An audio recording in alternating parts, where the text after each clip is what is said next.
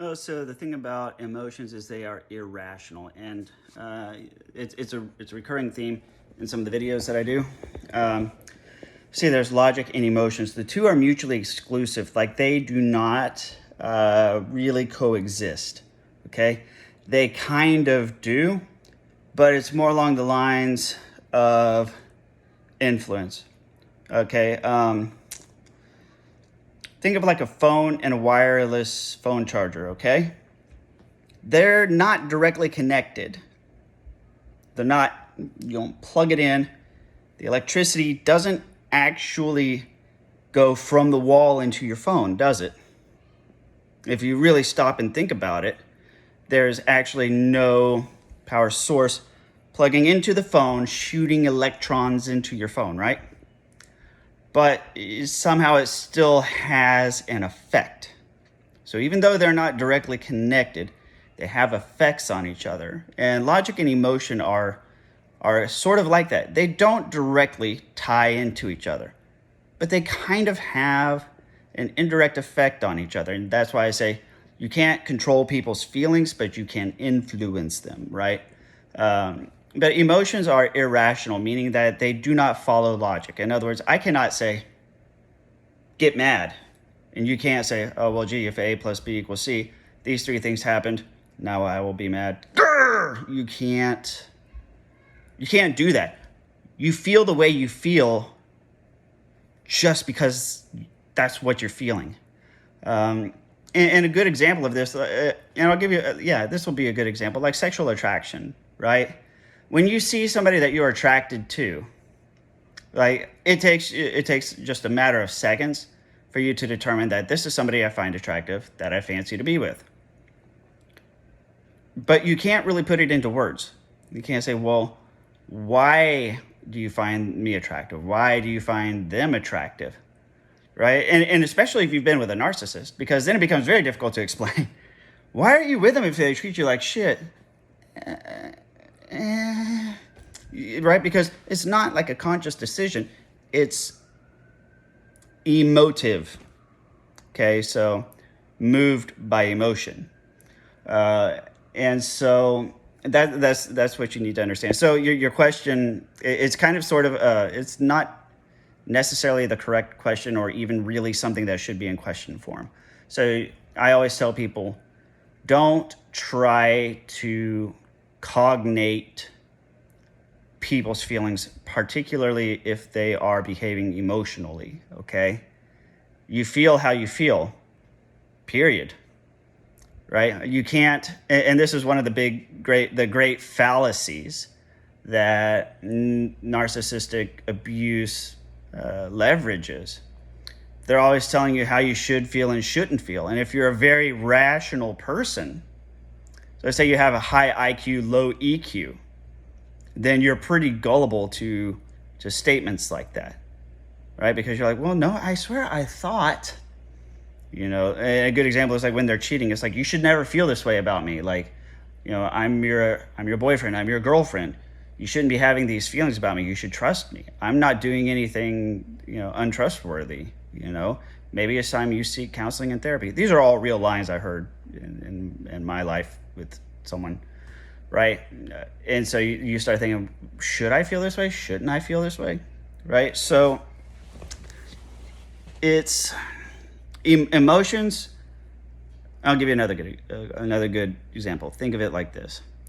To understand anybody's, not just a narcissist, to understand anybody's feelings at any given time, cognitively, is like trying to understand as a blizzard one snowflake at a time. I got that metaphor from a movie called The Red Pill Movie by Cassie J. It's a movie about from the male perspective of feminism. So she's a diehard feminist, and she set out to penetrate into, no pun intended, she set out to infiltrate into the men's right activism movement, and she was going in with the goal of exposing them for all their patriarchy and misogyny and all that stuff. And in the end, she actually found that it was a quite balanced viewpoint, and that it wasn't what she believed it was in the beginning. And so she's in that movie. And so they use that metaphor several times in the movie for understanding complex social situations. It's like understanding a snowstorm one snowflake at a time. So when you try to cognate your understanding of somebody's emotionally driven behavior, that's what you're in for. Okay, now we can understand a storm at a high level. Shit, it's gonna get cold. Get some blankets, right? You don't necessarily have to understand the whole storm system if you know what's coming and how to prepare for it. Okay?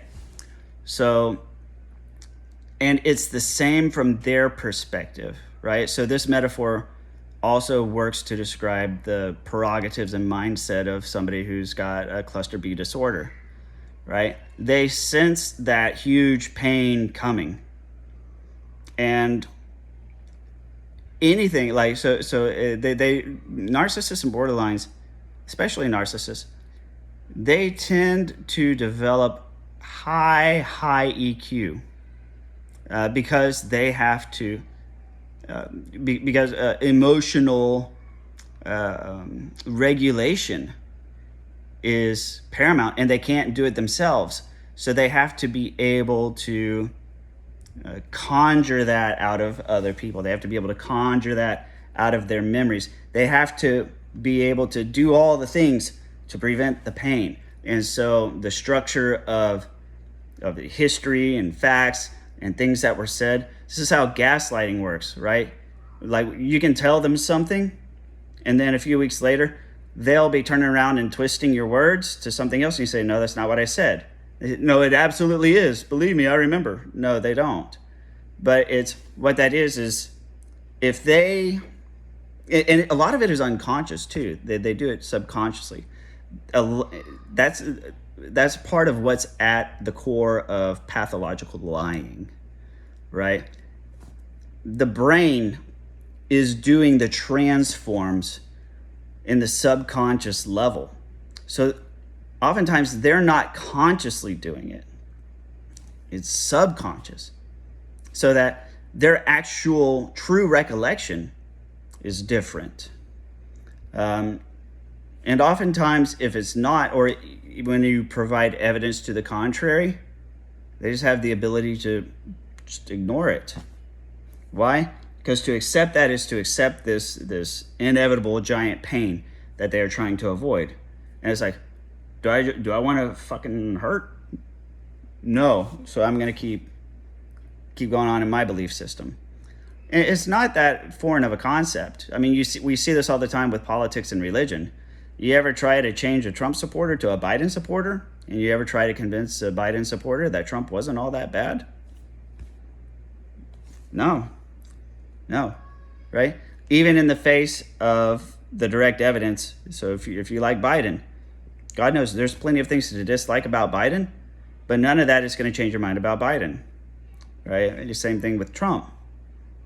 If you hate Trump, there's not a lot you can say to make you like him. And if you like him, not a lot anybody can say, or that even Trump can say, to make you dislike him, right? And so in that same capacity, that ability to discard additional information to maintain a status quo, once somebody with these disorders has identified, that's the pain path, that's not the way I go this way. This is the way I'm going. It doesn't matter what you say to them, because over here's the truth. The truth hurts, but it's the truth. Hurts, but it's the truth. But for them, it really, really, really, really, really, really hurts. Truth or not, hurts, can't do it, not doing that. I'm going this way. This is the way I go. Same as trying to change somebody's mind on politics. Doesn't matter what you say, they will not be going the pain way. And on no manner of logic, rhyme, and reason is going to sway them. And furthermore, they have the ability, like I said before, they sort of develop, because it happens these tendencies develop in their formative years. So their brain develops this way and becomes permanent in this manner, where these mental gymnastics are done subconsciously for their conscious mind. So it's almost like outsourced, the recollections just show up in their minds differently. And you hear them all the time with these epiphanies. Oh, okay. See, now I know what you were really up to a few weeks ago, right? See, a few weeks ago you said blah, blah, blah. And it's like, no, that's not true. And there might be like a half-truth to it, right? 80-20 rule. They'll grab 20% of what actually happened and they will immediately conjure the other 80% that allows them to avoid pain. So it's not a rational, choice-driven, cognitive process so much as it's almost reflexive, like psychologically reflexive. And again, it's one of these things where spoken language, so me just using spoken language to try to communicate these ideas, you really run into the upper limits of what verbal communication can and cannot convey. If you just kind of sort of get pointed in the right direction and you sort of know what to look for, then as you observe it more and more and more, you'll start to kind of get a more instinctual, direct observationally constructed understanding. Half those words weren't even real, but you see what I mean? Once you sort of know that it's kind of sort of a subconscious process that they're not even really entirely aware of. Sometimes they can do it on purpose, but then there's other times where it's subconscious and they are unaware of it. And that's what makes it so confusing sometimes. It's because when they're doing it on purpose, you think, oh, okay, motherfucker, you're sneaky. I see how you're sneaky. But then other times you're like, my God, you are good. It's like, you're like, I swear to God, sometimes I think you believe your own lies. Well, they do. It's not technically a lie. If that's how their subconscious mind retrieves the memory, they're not actually lying. They actually just believe it because their subconscious mind already did the transform for them. And that's just how the memory pops back into their head. So whether they do it on accident or purpose, whether they are aware of it is neither here nor there. It could be one or the other. So I would say, to sum all this up, don't burn countless hours of energy trying to understand all of the logical, cognitive, structural reasons beneath it. Because I've burned so many countless hours researching narcissism, hitting the books, hitting YouTube, reading all this stuff, putting in the man hours, studying the subjects. And at the end of the day, man, I've learned more just from just observing and learning to remain calm and learning to be okay when somebody has it wrong about me. That's one of the hardest things to do, to be okay with somebody else having the wrong information. It sounds stupid, but seriously, when you think that it could negatively reflect on you and somebody's going around saying the wrong stuff about you, you feel this compulsive need to set the record straight. But the more you participate in it, the worse it's going to get because you're now participating, right? Never underestimate the ability of other people to see through a narcissist's bullshit, right? Because chances are a lot of people are better at that than you are. Believe it or not.